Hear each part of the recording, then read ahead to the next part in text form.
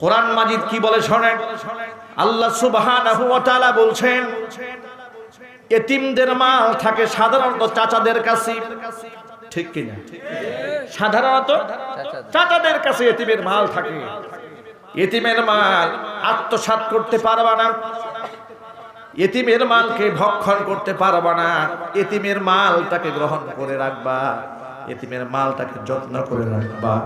তবে তোমার যদি খুব ওজনের ব্যাপার হয়ে যায়, এতিমের মাল থেকে ততটুকুন খেতে পারবা যতটুকুন তোমার একান্ত নেওয়ার প্রয়োজন। মালটাকে রক্ষণাবেক্ষণ করতে গিয়া জোরে জোরে বলেন সুবহানাল্লাহ। ইনসাফ না করে এতিমের সম্পদ থেকে যদি এক আনা পরিমাণ তুমি খাও, যত বড় নামাজি হও না কেন, ইন্নাল্লাযীনা ইয়াকুলুনা আমওয়ালাল ইয়াতামা যুলমান ইন্নামা ইয়াকুলুনা ফি বুতুনিহিম নারা ওয়া সায়াসলাউনা সাঈরা। জুলুম করে এতিমের মাল যারা খায়, এমন লোক বাংলাদেশে নাই? চিল্লায় বলতে হবে। কোর্ট কাচারিতে যান, বিচার সালিশে বসে, দেখবেন বাংলাদেশের চাচা ভাতিজার মধ্যে কত দ্বন্দ্ব, সম্পদ নিয়ে, জমি জমা নিয়ে কথা বলে, ঠিক কি? কারণ এতিম, বিশেষ করে এতিমদের সাথে চাচাদের বিশাল দ্বন্দ্ব লেগে যায়। কারণ ছোট্ট ছোট্ট রেখে মারা গেছে, চাচারা এই সম্পদগুলো ভূখ দখল করে খেয়েছে। অন্যের সম্পদ খেতে খেতে জিহ্বা তো বড় হয়ে গেছে, ঠিক কি না? এই লোভ আর সহজে সামলাতে পারে না, লাগে দ্বন্দ্ব, লাগে মারামারি, হয়ে যায় মামলা মোকদ্দমা, জেল, জরিমানা। যুগ যুগ ধরে, বছরের পর বছর এই মামলা চলতে থাকে, সমাধান হয় না। আল্লাহ কি বলেন? আল্লাহ পাক বলেন, শুনে রেখো যারা আমাকে বিশ্বাস করা, ইন্নাল্লাযীনা ইয়াকুলুনা আমওয়ালাল ইয়াতামা যুলমা, জুলুম করে যারা এতিমদের মাল খাবে, ইন্নামা ইয়াকুলুনা ফি বুতুনিহিম নারা, তারা তো পেটের মধ্যে অন্য কিছু খায় না, তারা জাহান্নামের আগুন খায়। আউযু বিল্লাহি মিনাশ শাইতানির রাজীম। বিসমিল্লাহির রহমানির রহিম। আলহামদুলিল্লাহ আলহামদুলিল্লাহি নাহমাদুহু ওয়া নাস্তাঈনুহু ওয়া নাস্তাগফিরুহু ওয়া নাউযু বিল্লাহি মিন শুরুরি আনফুসিনা ওয়া মিন সাইয়্যাতি আ'মালিনা। من يهده الله فلا مضل له ومن يضلله فلا هادي له ونشهد أن لا إله إلا الله وحده لا شريك له ونشهد أن سيدنا ونبينا وحبيبنا وشفيعنا ومولانا محمدا عبده ورسوله الذي أرسله بالحق بشيرا ونذيرا وداعيا إلى الله بإذنه وسراجا منيرا. فقد قال الله تعالى في كلامه المجيد وفي فرقانه الحميد. أعوذ بالله من الشيطان الرجيم. بسم الله الرحمن الرحيم. إن الله وملائكته يصلون على النبي يا أيها الذين آمنوا صلوا عليه وسلموا تسليما اللهم صل على محمد وعلى آل محمد كما صليت على إبراهيم وعلى آل إبراهيم إنك حميد مجيد اللهم بارك على محمد وعلى آل محمد كما باركت على إبراهيم وعلى آل إبراهيم إنك حميد مجيد মাইকের অপারেটর যিনি আছেন তাকে বলবো প্যান্ডেলের ভিতরে সাউন্ড দিতে হবে প্যান্ডেলের ভিতরে সাউন্ড দেন সাউন্ড সব বাইরে চলে যাচ্ছে ভিতরে আওয়াজ দেন ভাই ভিতরে দেন হ্যাঁ স্টেজে যেন আমি সাউন্ড পাই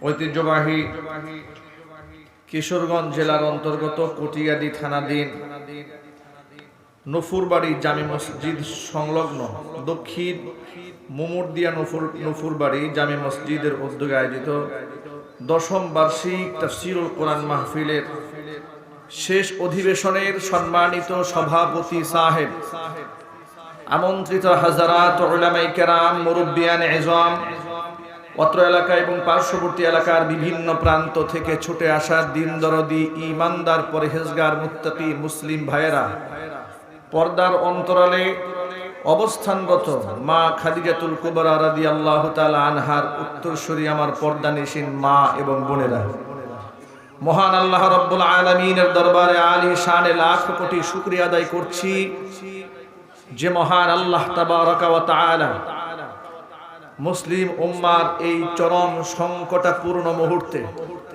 হাজারো প্রতিকূলতাকে উপেক্ষা করে হাজার হাজার মানুষকে একত্রিত হয়ে কোরআন মাজিদের আলোচনা করার এবং আলোচনা শোনার সুযোগ করে দিয়েছেন আপনারা খুশি না বেজার কম না বেশি উচ্ছ্বসিত কণ্ঠে খুশি মনে মন প্রাণ উজাড় করে আল্লাহ সুবহানাহু ওয়া তাআলার শেখানো ভাষায় শুকরিয়া আদায় করছি জবান ছেড়ে দিয়ে সকলে একযোগে বলছি আলহামদুলিল্লাহ রব্বানা লাকাল হামদ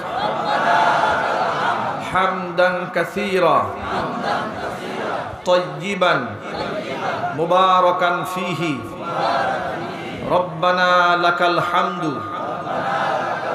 কামা ইয়ানবাগি লিজালালি ওয়াজহিকা ওয়া আযীমি সুলতানিকা আল্লাহ রাব্বুল আলামিন আজকের তাফসীরুল কোরআন মাহফিলকে কবুল করুন আমিন যত ভাইরা বয়ান শোনার জন্য এসেছেন অক্লান্ত পরিশ্রম করে এই বেহেশতের বাগান যারা সাজিয়েছেন সকলকে আল্লাহ তাআলা মাফ করে দিন আমিন আজকের মাহফিলের ওসিলা করে আল্লাহ পাক আমাদের সকলকে হেদায়েতে কামিলা নসিব করুন আমিন হেদায়েত দেওয়ার মালিক কে আল্লাহ আল্লাহ পাক যেন আমাদেরকে হেদায়েত দান করেন আপনাদেরকে ছোট্ট করে উদাহরণ দিয়ে বলতে চাই টিউবওয়েল থেকে পানি নেওয়ার সময় বোতল কলস কিংবা পাত্র যদি টিউবওয়েলের মুখ বরাবর না থাকে তাহলে টিউবওয়েল থেকে যত পানি উপচে পড়ুক না কেন সে পানি পাত্র ভরবে না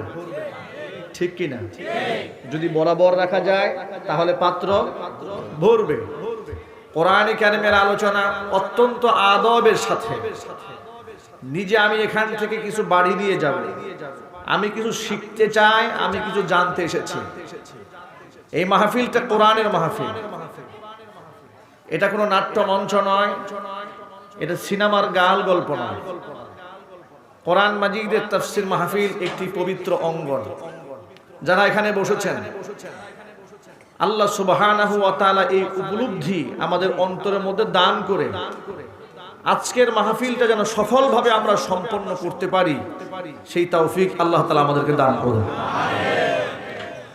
আমি এটাই বলতে চাই, পাত্র যদি টিউবওয়েলের মুখ বরাবর না বসে পাত্র যেমন ভরবে না, অনুরূপভাবে যিনি আমরা কথা বলছি, যদি আপনার মেজাজ মননশীলতা আমার মুখে না হয়, তাহলেও আপনারা এখান থেকে হেদায়েত কিছু পাবেন না। একটু পরেই শয়তান আপনাদেরকে ওয়াসওয়াসা দিতে শুরু করবে। কাউকে বিড়ির মাধ্যমে, কাউকে সিগারেটের মাধ্যমে, কাউকে টেলিভিশনের মাধ্যমে এখান থেকে উঠাইয়া দেওয়ার ষড়যন্ত্র চালাবে। ইন্না শাইতানা লাকুম আদুউম মুবিন, শয়তান তোমাদের স্পষ্ট চূড়ান্ত দুশমন। এই প্রকাশ্য দুশমন শয়তানকে বিজয় হতে দেওয়া যাবে? জোরে বলতে হবে, বিজয় হতে দেওয়া যাবে? বিজয় তো ঈমানের, বিজয় তো মুসলমানের। মুসলমানদের হাতে বিজয় পতাকা উড়বে, আর শয়তান লাঞ্ছনা গঞ্জনা নিয়েই বাড়ি ফিরে যাবে। ঠিক আছে, বিজয় আমরা অর্জন করতে চাই তো ইনশাআল্লাহ। তাহলে আল্লাহ সুবহানাহু ওয়া তাআলা কোরআন সুন্নাহর বক্তব্য ধীর ও স্থিরের সাথে, আদবের সাথে আমাদেরকে শোনার তৌফিক দান করুন। কারণ যিনি যত বড় হন তার কথার ওজন তত বেড়ে যায়। দেখুন আমাদের দেশে প্রধানমন্ত্রী যখন কথা বলেন, কত মিডিয়ার লোকেরা তার সামনে থাকে, এমনকি ইদানিং সব মিডিয়া তার সামনে যেতেও পারে না। তিনি অনেক দামি মানুষ, দামি দামি কথা বলবেন, সেখান থেকে দামি দামি লোকেরা অংশ কেটে নেবে। এই জন্য তিনি কথা বলার সময় অত্যন্ত ঠান্ডা মাথায় আস্তে আস্তে কথা বলেন। ঠিক কি না? কোন মন্ত্রী যখন কথা বলেন তখনও তিনি ধীর স্থিরের সাথে কথা বলার চেষ্টা করেন, কারণ কথা রেকর্ড হচ্ছে। প্রধানমন্ত্রীর সামনে কিংবা দেশের সম্মানিত কোনো ব্যক্তির সামনে গিয়ে, সম্মানিত ব্যক্তিরা যখন কথা বলে তখন তাদের সামনে গিয়ে কেউ এদিক সেদিক তাকাতুকি করে না, ভদ্রতা মনে করে, আদবের খেলাফ মনে করে এই কাজটি করা বিয়াদবি হবে। ঠিক কি না? এখন আমি আপনাদের সামনে বলতে চাই, কোরআন মাজিদ কার বাণী? সবাই বলুন। তাহলে আল্লাহর বাণী আপনাদের সামনে পেশ করা হচ্ছে। সাধারণ দুনিয়ার রাজা বাদশার সামনে যদি মানুষেরা, দুনিয়ার লোকেরা এতটুকু ভদ্রতা, নম্রতা, শিষ্টাচার দেখাতে পারে, আল্লাহর কথা হচ্ছে, সেখানে কতটা আদব দেখানো উচিত, কতটা ভদ্রতা দেখানো উচিত। ঠিক কি না? আল্লাহর কথা সর্বোচ্চ সম্মানের সাথে আমরা বলবো, সর্বোচ্চ সম্মান নিয়েই কথাগুলো আমরা শুনবো ইনশাআল্লাহ। আল্লাহ পাক আমাদেরকে হেদায়েত দান করেন।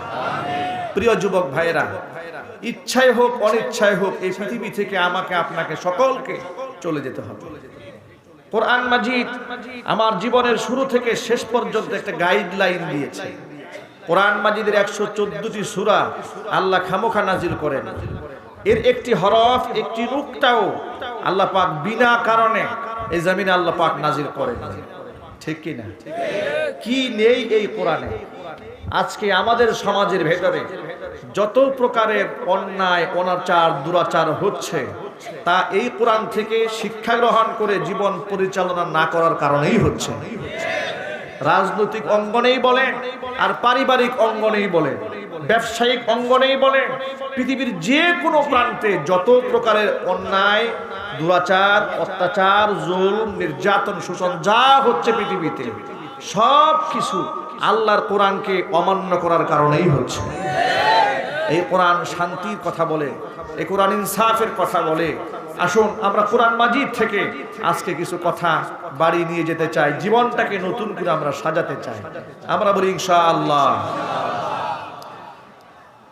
প্রিয় ভাইয়েরা আমার, বিশ্বনবী মুহাম্মদ রাসূলুল্লাহ সাল্লাল্লাহু আলাইহি ওয়াসাল্লামের উপর আল্লাহ কোরআন নাজিল করলেন।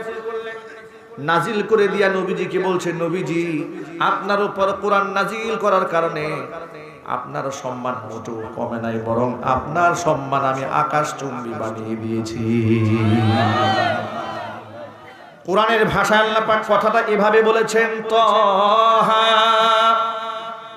মা আনজালনা আলাইকাল কুরআনা লিতাশকা। তাহা হুরুফে মুকাত্তাআত, কর্তিত শব্দমালা, হরফ। আল্লাহ সুবহানাহু ওয়া তাআলা এগুলা বানিয়েছেন কোরআনের পাসওয়ার্ড। এর উদ্দেশ্যটা কি? এটা আল্লাহু আ'লামু বিমুরাদিহি বিযালিক, এর অর্থ একমাত্র আল্লাহ পাকই ভালো জানেন। পৃথিবীর কোন মুফতি, কোন মুফাসসির, কোন মুহাদ্দিস, কোন আলেম তহার তরজমা করেননি, কারণ নবী করিম সাল্লাল্লাহু আলাইহি ওয়াসাল্লাম সাহাবীদের সামনে তহা, ইয়াসিন, আলিফ লাম মিম এই সমস্ত কর্তৃত হরফে শব্দমালার তরজমা তাফসীর সাহাবীদের সামনে রাসূল করেননি, কারণ জিবরাইল আলাইহিস সালাতু ওয়াসসালাম রাসূলকে এগুলোর তরজমা বলেননি। চিল্লাবেন আল্লাহু আকবার। আল্লাহু আ'লামু বিমুরাদিহি বিযালিক, এগুলার উদ্দেশ্য সম্পর্কে যিনি নাজিল করেছেন সে আল্লাহ পাকই ভালো জানেন। অযুবক ভাইরা আমার, এরপরে আল্লাহ পাক বলছেন মা আনজালনা আলাইকাল কুরআনা লিতাশকা, নবীজি আমি আপনার উপর কোরআন তো এই জন্য নাজিল করি নাই যে আপনার কপাল খারাপ হয়ে যাবে, লিতাশকা আপনার ভাগ্য ছন্নছাড়া হয়ে যাবে, এই জন্য আপনার উপর কোরআন নাজিল করি নাই। কেন নাজিল করলাম? ওয়ারাফা'না লাকা যিকরাক, আপনার সম্মানটাকে আকাশচুম্বী বানায় দেওয়ার জন্য আপনার উপর কোরআন নাজিল করেছি। লাউ আনজালনা হাযাল কুরআনা আলা জাবালিন লারাআইতাহু খাশিআন মুতাসাদ্দিআন মিন খাশিয়াতিল্লাহ, এই কোরআন কোনো হালকা কোরআন নয়, এটা আমি আল্লাহর কালাম, এটা আল্লাহর কথা। কার কথা? এক বাক্যে বলেন, আরো জোরে বলেন।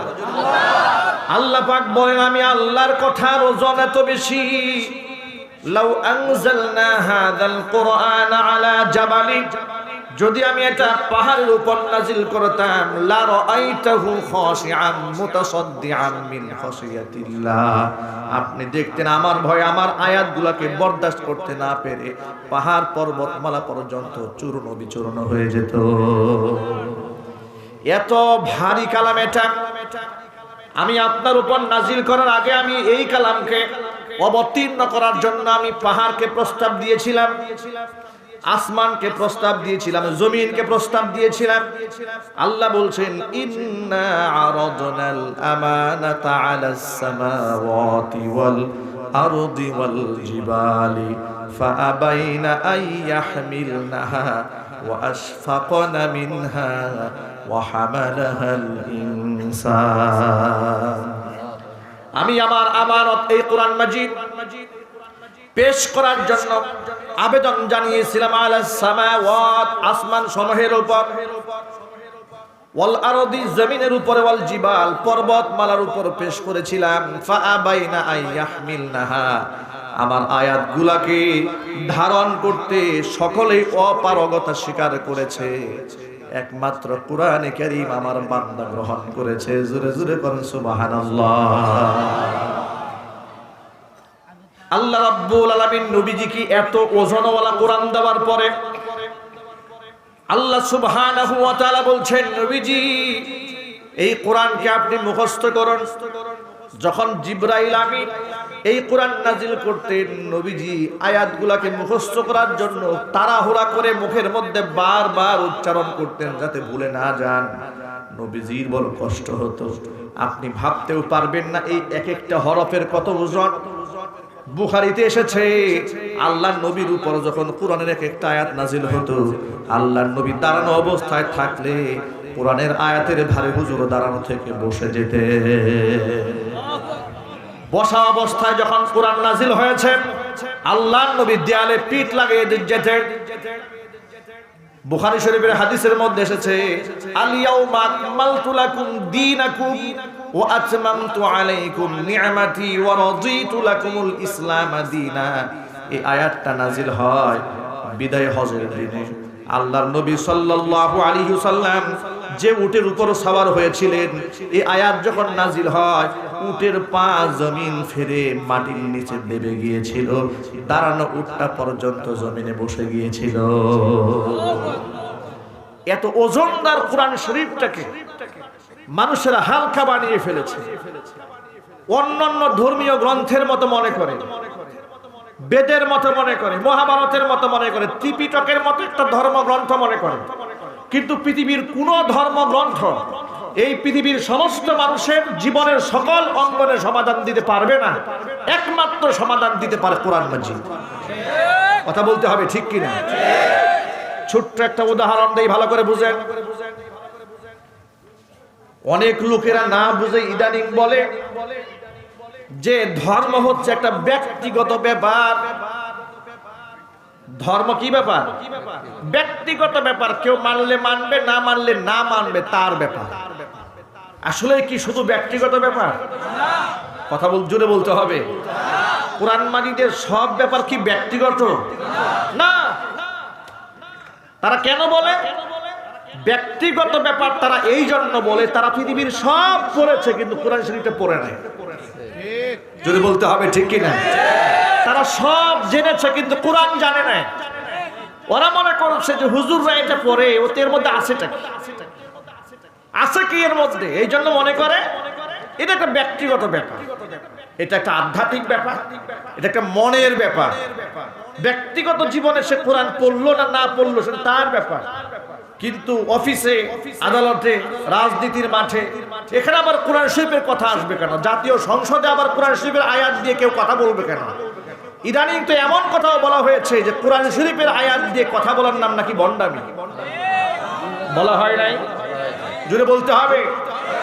ভালো করে মনে রাখেন, ইমানদার তো কথা বলবে কোরআন দিয়ে। চিল্লায় বলুন ঠিক কিনা?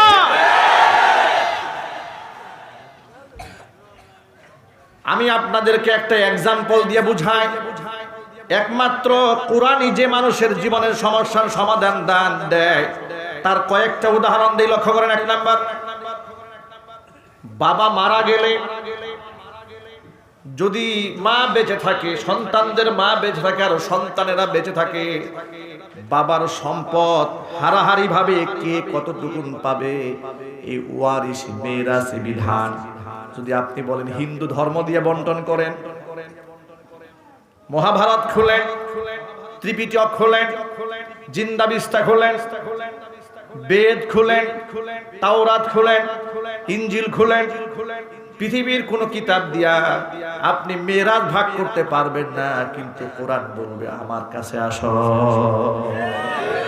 সুবহানাল্লাহ বলবেন না? কোরআন বলবে আমার কাছে আসো, তুমি আমার কাছ থেকে ভাগাভাগি শোনো, আমি বিচার করে দেই, আমি ফয়সালা করে দেই, আমার ফয়সালার মধ্যে হাত ঢোকাতে পারবে না। সুবহানাল্লাহ।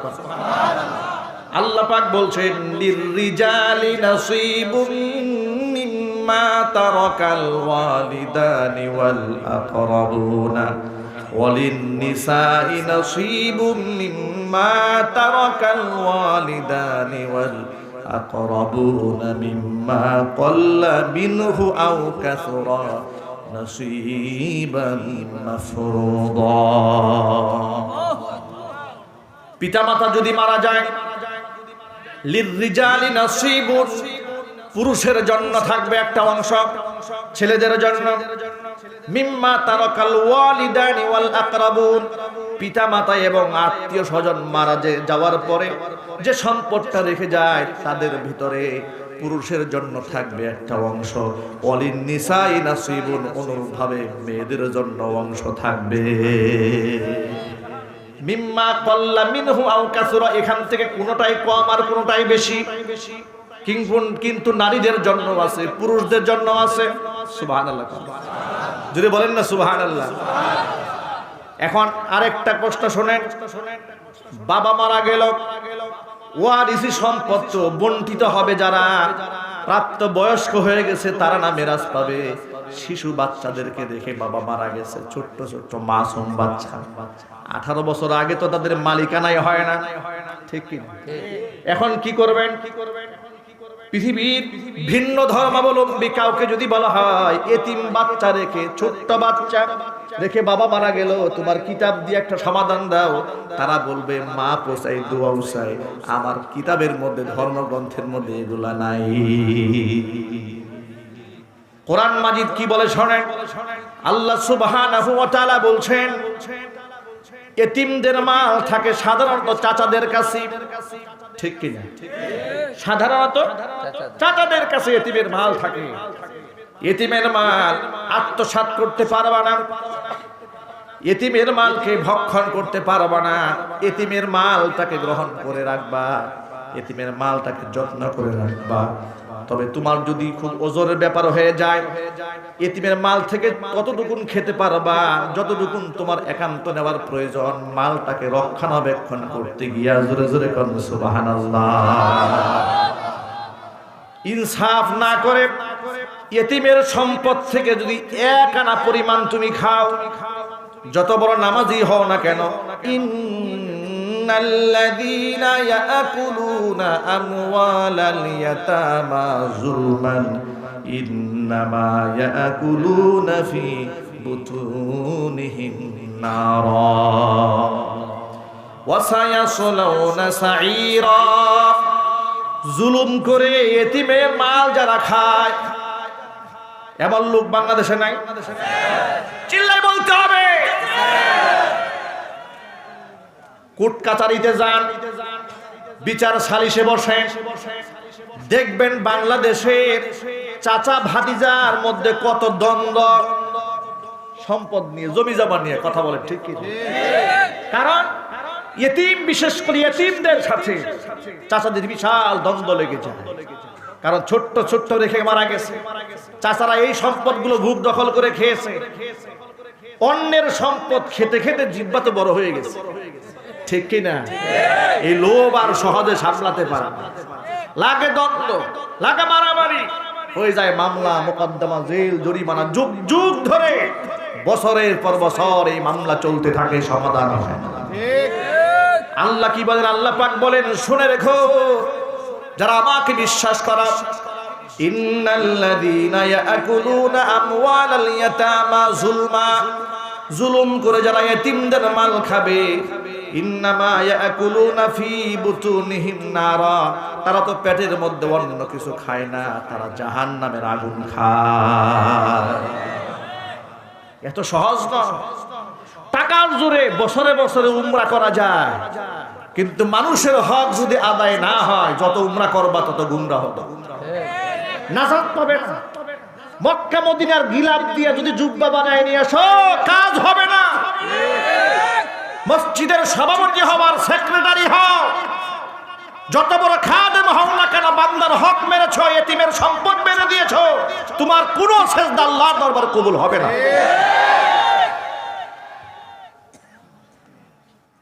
এই সমাধানটা আপনি কোরআনে পেয়ে যাবেন, পৃথিবীর কোন গ্রন্থে আপনি পাবেন না। এই জন্য আমরা সব সময় বলি, কোরআন শরীফের যে শিক্ষা আল্লাহ দিয়েছেন, আল্লাহ খালি নামাজের কথাই বলেন নাই, নামাজ, রোজা, হজ, যাকাতের কথা যেভাবে বলেছেন, জীবনের প্রত্যেকটা অঙ্গনে আল্লাহ কোরআন মানতে বলেছে। ব্যক্তি জীবনেও মানতে বলেছেন, আবার রাষ্ট্রীয় জীবনেও মানতে বলেছেন, ঠিক কি না? দরকার নাই, না দরকার নাই। আল্লাহ পাক বলেন, আমাকে যদি বিশ্বাস করো, জীবনের সব ক্ষেত্রে আমার কথাগুলো মানবে। এবার অন্য ধর্মগ্রন্থের মধ্যে আপনি এই সমাধান পাবেন না।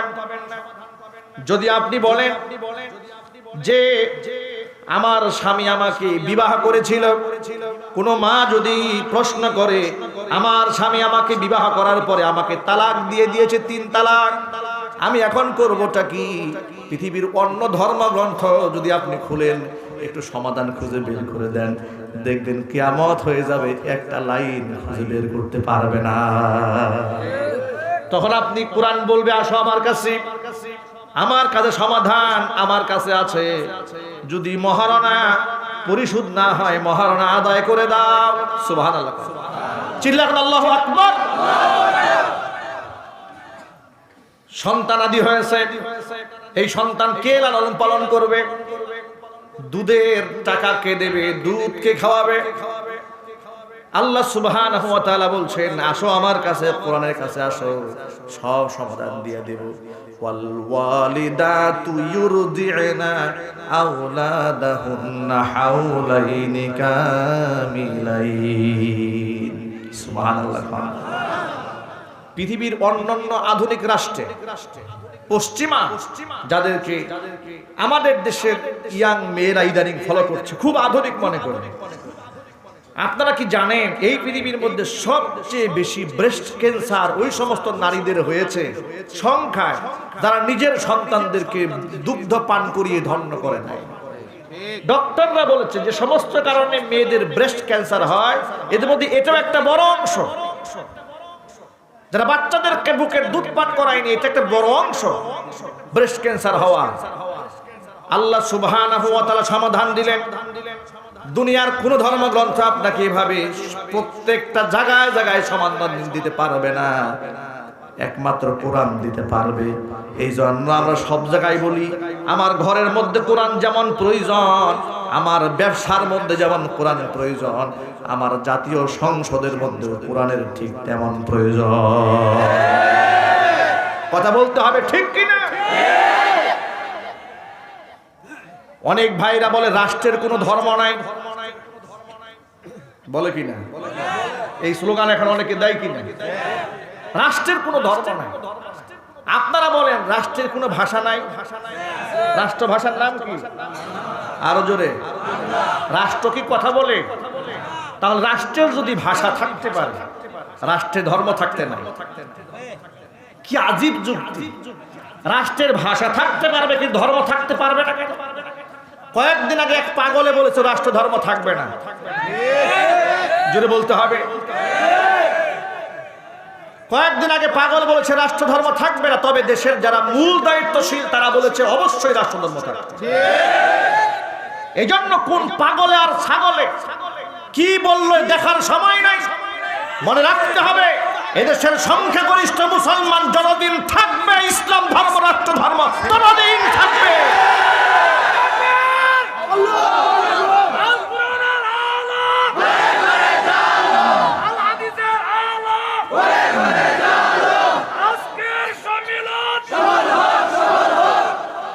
প্রিয় যুবক ভাইরা আমার, কোরআন মাজিদের মধ্যে আল্লাহ সব সমাধান দিয়েছেন। লক্ষ্য করেন এবার, যদি আপনার এলাকার মধ্যে একটা মোটরসাইকেল চুরি হয়ে যায়, আপনি এবার যদি দৌড়ায়া হিন্দু পুরোহিতের কাছে গিয়া বলেন, ও ঠাকুর বাবা, গুরু বাবা, তুমি তোমার ধর্ম দিয়ে আমার একটা বিচার করে দাও দেখি। গুরু বাবা বলবে, বাবা মাফ চাই, আমার ধর্মে সুরের কোনো বিচার নাই। কথা কোন ঠিক কি? এবার কোরআন বলবে, তুমি ওই জায়গায় বিচার পাবে না, আমার কাছে আসো। সুবহানাল্লাহ বললেন। কোরআন বলবে, এটা তুমি যাও কই? তোমার সমস্যা দেওয়ার জন্য তো আমি বসে আছি, আর তুমি গেছো গুরু ঠাকুরের কাছে। গুরু ঠাকুর তো তোমার সমস্যার সমাধান দিতে পারবে না। ইফতিজিং সমাজে হচ্ছে, দেশের বুদ্ধিজীবীরা বন্ধ করতে পারবে না। ধর্ষণ হচ্ছে, ধর্ষণ বন্ধ হবে না। সুদ বেড়ে যাচ্ছে, বন্ধ হবে না। ঘুষ বেড়ে যাচ্ছে, বন্ধ হবে না। নীতি বাক্য যারা বলে অন্যায়ের সাথে সবচেয়ে তারাই জড়িত। এগুলা বলে কোনো ফায়দা হবে না। কোরআন বলে, বড় বড় মুসলার কাছে যাও না, আমার কাছে আসো। সুবহানাল্লাহ বললেন। কোরআন বলে, ওই 71, 72, 73-এ বসে যারা বড় বড় উস্তাদি করে, ওদের কাছে যেও না। ওদের কাছে কিচ্ছু না, এগুলো অন্তঃসার শূন্য, ম্যাড, পাগল। এদের কাছে গিয়ে কোনোদিন সমাধান পাবে না। ওরা তোমাকে এমন কথা বলবে যে কথা সুস্থ মস্তিষ্ক কোনোদিন গ্রহণ করে না। আপনারা বলেন, বিড়ালের নাকের সামনে সুটকি দিয়া 3 ঘন্টা যদি কোরআন শরীফ দিয়ে ওয়াজ করে সুটকি খাওয়া হারাম, বিড়াল এই সুটকি আর খাবে না। কথা বলতে হবে, বিড়াল আর খাবে না। বিড়াল মনে মনে ভাববে, বাহ কি দারুণ ওয়াজ হয়েছে, আজকে থেকে সুটকি খাওয়া হারাম। ঢাকা থেকে মাদানী সাহেবকে দাওয়াত দিয়ে নিয়ে আসছেন, বললেন, হুজুর বিড়ালের সামনে সুটকি দেওয়া আছে, এমন ওয়াজ দিবেন যাতে করে বিড়াল সুটকি রেখে পালায় যায়। আর এমন আইন আমার দেশে সংসদে হয়ে গেল, বিড়াল যদি সুটকি খায় তাহলে তাকে 50টা দৌড়া মারা হবে। এই আইন যখন বিড়ালের কানে গেছে, বিড়াল বলবে, আমার নাকের ডগায় সুটকি দিয়া 50 বেতের আইন যে করেছে, ওর পাশায় 100 বেত বার মারা উচিত। ঠিক কি না? এটা বড় জুলুম। কেন আমার সামনে আমার আইন করা হয়েছে? আইন যদি এমন হতো ঢাকনা দিয়ে খাবার রেখে দেওয়া হয়েছে, আমি মাথা দিয়ে গুটা দিয়ে খাইছি, তাহলে এটা বেআইনি হতো, তাহলে এটা জুলুম হতো, তাহলে না হয় 50 দূররা এটা আমি খাইতে অসুবিধা নেই। কিন্তু আমার মুখের সামনে নাকের ডগার সামনে ঘোরাফেরা করার জন্য দেওয়া হয়েছে, আবার আমার বিরুদ্ধে আইনও করা হয়েছে। যারা এই ধরনের অমানবিক আইন করে এদের পাশায় 200 দৌড় মারা উচিত। আমার দেশের তথাকথিত সুশীলরা এইরকম ওয়াজ করে, ঠিক কি না? একদিক থেকে মহিলাদেরকে উলঙ্গ ছেড়ে দেয়, আরেক দিক থেকে ধর্ষণ বিরোধী মিছিল করে। পাগল কি গাছে ধরে? এরা কিভাবে যে বুদ্ধিজীবী হইলো এটা কিন্তু আমার মাথায় মোটেও ধরে না। আপনাদের মাথায় ধরে? কিভাবে, কোন যুক্তিতে একটা মেয়ে বলে আমার গায়ে পোশাক থাকবে না থাকবে না এটা আমার ব্যক্তিগত ব্যাপার, আমি যেমন খুশি তেমন চলবো, তুমি তোমার চোখকে সাবধান করো। কত বড় বুজুর্গ! ওই সমস্ত লোকেরা আবার বিভিন্ন জায়গায় মিছিল করে। আমার ভাইরা, আল্লাহ সুবহানাহু ওয়া তাআলা বলছেন, সুতরাং ওরা উলট পালট কথা বলবে, ওদের কাছে যেও না। ওদের কথা মানলে তোমার মা নিরাপদে থাকবে না, তোমার স্ত্রী নিরাপদে থাকবে না, তোমার বোন নিরাপদে থাকবে না। এখন প্রশ্ন হবে, তাহলে যাব কোথায়? বলে আমার কোরআনের কাছে আস। সুবহানাল্লাহ বলতে ইচ্ছা করলেন আপনার? আপনার কোরআন শরীফটাকে কি খেলে আনাকুম আর জানাকুমের কিতাব মনে করেছেন? সুবহানাল্লাহ বলেন। কি নাই এই কোরআনে? আল্লাহ পাক বলেন ইফটিজিং মুক্ত সমাজ চাও তোমরা। এখন আমি কটিয়া নিবাসীকে জিজ্ঞেস করতে চাই, আমার দেশটা ইফটিজিং মুক্ত হোক, এটা কারা কারা চান? মাশাআল্লাহ, মাশাআল্লাহ, আলহামদুলিল্লাহ। এই 100-র মধ্যে 100 মানুষ চান যে ইফটিজিং মুক্ত সমাজ হোক। আমি আপনাদেরকে একটা কথা বলি, বাণী চিরন্তনীর মধ্যেও আমিও বাণী, আমাকে একটা শিক্ষিত মা দাও, আমি তোমাকে একটি শিক্ষিত জাতি উপহার দেব। এ কথাটাকে নকল করে আমি আমার ভাষায় বলি, আমাকে একটা পর্দানিসীন দিনদার মা দাও, আমি তোমাকে ইফতিজিং মুক্ত সমাজ উপহার দেব। এই বক্তব্যটা আমি আমার মন গড়া দেইনি, দিয়েছে আল্লাহর কোরআন থেকে। দেখেন আল্লাহ পাক কি বলেন। আল্লাহ পাক বলছেন সূরা আহজাবে, কি সুন্দর করে মানুষদেরকে হেদায়েতের কথা শুনিয়েছেন। ইয়া আইয়ুহান নাবিয়্যু কুল লিআজওয়াজিকা ওয়া বানাতিকা ওয়া নিসাইল মুমিনিনা ইউদনিনা আলাইহিন্না মিন জালাবিবিহিন যালিকা আদনা আন ইউরাফনা ফালা ইউযাইন ওয়া কানা আল্লাহু গফুরার রহিমা। আল্লাহ পাক বলেন, নবীজি কুল্লি আজওয়াজিকা, আপনি আপনার স্ত্রীদেরকে বলে দিন, ওয়া বানাতিকা, আপনার কন্যাদেরকে বলে দিন, ওয়া নিসাইল মুমিনিনা, মুমিনা নারীদেরকে বলে দিন, ইউদনিনা আলাইহিন্না মিন জালাবিবিহিন্না। তাফসীর কুরতুবীর মধ্যে আয়াতের অংশটার মধ্যে একটুখানি তরজমা বাড়িয়ে করা হয়েছে যে ঘর থেকে যখন তোমরা বের হবে, পরপুরুষের সামনে যাওয়ার প্রয়োজন হবে, তখন খালি যে ঘরের মধ্যে যে অবস্থায় আছো এভাবে বের হওয়া যাবে না। ইউদনিনা আলাইহিন্না মিন জালাবিবিহিন্না, তোমার মাথার উপরে এমন একটা উড়না, এমন একটা চাদর তুমি ঝুলাই নিবা যে চাদর এবং উড়না দিয়ে তোমার চেহারা সহ গোটা দেহটা আবৃত হয়ে যায়, যাতে করে তুমি একদম নিজেকে প্যাকেট করে ফেলতে পারো। এর দ্বারা তুমি অনাধুনিক হবে না, আনকালচার হবে না, আনসোশাল হবে না। কি হবে শোনো, যালিকা আদনা আন ইউরাফনা, তুমি যে একজন মুসলিম নারী এটা তোমাকে চেনা সহজ হয়ে যাবে। ফালা ইউযাইনা, তোমাকে উত্ত্যক্ত করা হবে না, বিরক্ত করা হবে না, তুমি ইফতিজিং এর শিকার হবে না। জোরে জোরে কোন আল্লাহু আকবার। তাহলে ইফতিজিং মুক্ত সমাজ গড়ার প্রেসক্রিপশনটা দিয়েছেন কে? আরো জোরে। তাহলে আমার দেশের তথাকথিত সুশীলরা টেলিভিশনে বসে আপনাকে দিলে একটা প্রেসক্রিপশন যে আপনি জিন্সের প্যান্ট পরেন, মেঘি হাতা জামা পরেন, রাতের আধারে বয়ফ্রেন্ড নিয়ে ঘুরে বেড়ান, কোনো অসুবিধা নাই, কিন্তু ধর্ষণও চাই না। এটা হচ্ছে বিড়ালের নাকের ডগায় সুটকি দিয়া বিড়ালের বিরুদ্ধে আইন করার সমান। এই জন্য ওদের কাছে সমাধান নাই, সমাধান আছে আল্লাহর কোরআনে। সুবহানাল্লাহ। এই পর্যন্ত গোটা পৃথিবীর ইতিহাসে, আমি আবার স্পষ্ট করে বুঝাই দিই, পৃথিবীর ইতিহাসে যারা খাস পর্দা করেছে, শুধু পর্দা না, পর্দার নামের ফ্যাশন, অনেক লোকদেরকে এমন বলতে শোনা যায় যে বুরকা পরা নারীরাও ধর্ষিতা হয়েছে। আমি তাদেরকে বলি, বুরকা পরা ওই সমস্ত নারীরাই ধর্ষিতা হয়েছে যারা প্রকৃত বুরকা পরে নাই। প্রকৃত পর্দা যারা করেছে, এমন একজন নারী ও লম্পটের লোলুপ দৃষ্টির সম্মুখীন হননি। তার কারণ হেফাজত করেছেন কে? আল্লাহ পাক হেফাজত করেছেন। আর তুমি বলো বোরকা পরা নারীরাও ধর্ষিতা হয়, এ কথা বলে তুমি তোমার মেগি হাতা, টি শার্ট আর গেঞ্জি জায়েজ করার ষড়যন্ত্র চালাও মুসলমানদের দেশে। ওরা ইসলামিক কর্মকাণ্ড বাংলাদেশের মধ্যে ঢুকিয়ে দিতে চায়। ও যুবকেরা, মা বোনেরা, মাইকের আওয়াজ বাহিরে যাচ্ছে, অসংখ্য মায়েরা আমাদের বক্তব্য শুনতে পাচ্ছেন, অসংখ্য বোনেরা আমাদের কথা শুনতে পাচ্ছেন। আমি মা সম্বোধন করে বলছি, মা আপনি আমার মা, আমি আপনার সন্তান হয়ে বলছি, আল্লাহ তো আপনাকে এত সম্মানের উচ্চ আসীন দান করেছেন, তামাম পৃথিবীর মধ্যে আপনার চাইতে সম্মান পৃথিবীতে আর কাউকে আল্লাহ পাক দেন নাই, আল্লাহ নবীও দেন নাই। আল্লাহ নবী সাল্লাল্লাহু আলাইহি সাল্লামকে জিজ্ঞেস করা হলো, মান আবাদ ইয়া রাসূলুল্লাহ।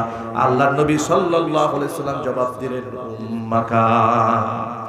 সাহাবী প্রশ্ন করলেন, সবচেয়ে এই দুনিয়ার মধ্যে যত মানুষ আছে, পীর বুজুর্গ থেকে শুরু করে আলেম ওলামা থেকে শুরু করে যত প্রকারের মানুষ এই পৃথিবীতে আছে, সবচেয়ে ভালো উত্তম ব্যবহার আমার পক্ষ থেকে পাওয়ার হক কে রাখে? নবীজি একবারের জন্য বললেন না যে আমি, তাও বললেন না, এমনকি এটাও বললেন না যে আমার আবু বকর সবচেয়ে সম্মানিত ব্যক্তি, আমার উমর সম্মানিত, না, এভাবে না, ডিরেক্ট বলে দিলেন, উম্মাকা তোমার মা। সুবহানাল্লাহ বলতে ইচ্ছে করলো না। একটুখানি বুঝার চেষ্টা করতে হবে, কথাটা একদম ডিপলি চিন্তা করতে হবে। সাহাবী প্রশ্ন করলেন, মান আবারু ইয়া রাসূলুল্লাহ, দুনিয়ার মাটিতে সবচেয়ে উত্তম আচরণ কার সাথে করলো? হুজুর বললেন, উম্মাকা তোমার মায়ের সাথে। দ্বিতীয়বার বললেন, সুম্মা মান, তারপরে কার সাথে করব? নবীজি বললেন, উম্মাকা, তারপরেও তোমার মায়ের সাথে। এবার সাহাবী তিনবার বললেন, সুম্মা মান, তারপরে কার সাথে? নবীজি বললেন, উম্মাকা, এরপরেও তোমার মায়ের সাথে। এবার 4 নম্বরে আবার জিজ্ঞেস করলেন, সুম্মা মান। হুজুর বললেন, সুম্মা আবা, এরপরে তোমার বাবার সাথে। এত সম্মান আল্লাহ পাক আল্লাহর নবী মা বোনদেরকে দিয়েছেন, নারীদেরকে দিয়েছেন। এই কোরআন মাজিদ আল্লাহ পাক 4 আয়াতের মধ্যে সরাসরি নিজের কথা বলার পরেই বাবা মার কথা বলেছেন। জোরে জোরে বলেন সুবহানাল্লাহ। আল্লাহ রাব্বুল আলামিন বলেন, ওয়াবুদুল্লাহা ওয়ালা তুশরিকু বিহি শাইআন ওয়া বিল ওয়ালিদাইনি ইহসানা। আমি আল্লাহর ইবাদত করা, ওয়ালা তুশরিকু বিহি শাইআ, আমি আল্লাহর সাথে কাউকে শরীক স্থাপন করো না। এই কথাটা বলি আল্লাহ পাক বলছেন, ওয়াবিল ওয়ালিদাইনি ইহসানা, আমি আল্লাহর ইবাদত করা যখন শেষ হয়ে যাবে, বাবা মার খেদমত করো। কোরআন মাজিদে আল্লাহ পাক আরেকটা আয়াতের মধ্যে বলেন, ওয়া কাদা রাব্বুকা আল্লা তা'বুদু ইল্লা ইয়্যাহু ওয়া বিল ওয়ালিদাইনি ইহসানা। তোমার রব, আমি আল্লাহর হুকুম, আমি আল্লাহর নির্দেশ তোমার উপরে, সন্তানরা ভালো করে শোনেন। বাবা মা বেঁচে আছে কার কার? দেখে হাত দেখি। বাবা মা দুইজনের একজন কিংবা যে কারো, যে কোনো একজন হোক দুজন হোক, বাবা মা কিংবা উভয়ে কিংবা একজনও বেঁচে আছে কার কার? ভালো করে মাশাআল্লাহ, আলহামদুলিল্লাহ, আলহামদুলিল্লাহ বলেন। এর মানে এখানে যত মানুষ এসছে অধিকাংশের বাবা মা বেঁচে আছে। কারো হয়তো বাবা নাই, মা আছে, মা আছে, বাবা নাই, কিন্তু অধিকাংশের এই নিয়ামতটা হাতের কাছে আছে। সুবহানাল্লাহ বলেন। আমি আমার ভাষায় তাদের জন্য বলবো, যাদের বাবা মা বেঁচে আছে, জান্নাতে যাওয়ার জন্য আল্লাহ সিঁড়ি আপনার ঘরের মধ্যে দিয়ে দিয়েছে। এই সিঁড়িটাকে ভেঙে নষ্ট করবেন না। জান্নাতে যাওয়ার সিঁড়ি আপনার ঘরের ভেতরে আছে। আজকে তো আপনি অলি খুঁজতে শত শত মাইল দৌড়ে যান, অলি খোঁজার জন্য শত মাইল আপনাকে দৌড়াতে হবে না। আপনি আপনার ঘরের মধ্যে অলি খুঁজে পান। আপনার কাছে সবচাইতে বড় বুজুর্গ আল্লাহর ওলি আপনার বাবা মা। এমনকি যদি বেনামাজিও হয় বাপ মা, তারপরও আপনার কাছে আল্লাহর বিধানে এই পৃথিবীতে সবচেয়ে বেশি সম্মানিত আপনার বাবা, আপনার বাবা। সুবহানাল্লাহ বলতে ইচ্ছে করলো। আপনি কি মনে করলেন যদি আপনার বাবা মা কাফেরও হয়, কাফের মুসলমান না, যদি কাফেরও হয়, সন্তান হিসেবে আপনার কাছে এই পৃথিবীতে সবচেয়ে দামি মানুষ আপনার বাবা মা। কত সম্মান আল্লাহ পাক দিয়েছেন, চিন্তা করেছেন? আর আজকে এই সমাজের মধ্যে, আধুনিক সমাজে এসে আমাদের এমনও কথা শুনতে হয়, ছেলেরা ডাক্তার হয়েছে, ইঞ্জিনিয়ার হয়েছে, বড় বড় বাড়ি করেছে, গাড়ি করেছে, প্রতিষ্ঠিত হয়ে যাওয়ার পরে মায়ের বয়স যখন 100 বছর ছাড়িয়েছে, মাকে সেবা করার নামে গাড়িতে উঠিয়ে রাস্তায় এনে ফেলে দিয়েছে। জোরে জোরে বলেন নাউজুবিল্লাহ। এমন কাজ যে করেছে সে মানুষ না জানোয়ার? আর জোরে বলেন মানুষ না জানোয়ার? এই জানোয়ার গুলা তৈরি হয়েছে, বাবা মারও কিছুটা অবহেলা আছে। সেটা হলো বাবা মা সন্তানদেরকে ডাক্তার, ইঞ্জিনিয়ার, লয়ার, প্রফেসর সব বানাতে পেরেছে, কিন্তু কোরআনী শিক্ষায় শিক্ষিত করতে পারে নাই। তাম পৃথিবীকে আমি হাজারো বার চ্যালেঞ্জ করে কথা বহু মাহফিলের মধ্যে আমি বলেছি, তাম দুনিয়া টর্চ লাইট দিয়ে, সার্চ লাইট দিয়া একটা একটা করে খুঁজে বের করেন একজন হাফেজ কোরআনের মা, একজন আলেমের মা, একজন মসজিদের মুয়াজ্জিনের মা, একজন ইমামের মা। ইমামের বেতন হয়তো আপনার মতো লাখ টাকা নয়, মাত্র 10-12 হাজার 15 হাজার টাকা বেতনের চাকরি করে। তারপরেও দেখবেন ইমাম সাহেবের মা, ইমাম সাহেবের বাবা বৃদ্ধাশ্রমে খুঁজে পাওয়া যাবে না। তুমি এত বড় শিক্ষিত হয়েছো, তোমার বাবা মা বৃদ্ধাশ্রমে থাকে কেন? তুমি এত বড় শিল্পপতি হয়েছ, এত টাকার মালিক হয়েছ, তোমার ঘরে তোমার মায়ের জায়গা হয় না। তোমার চাইতে পুরা কপালে এই পৃথিবীটার কারণে, ঠিক কিনা? কিসের টাকার মূল্য, কিসের তোমার বাড়ি, কিসের তোমার গাড়ি, কিসের তোমার ঘর? কার জন্য তুমি টাকা ইনকাম করো?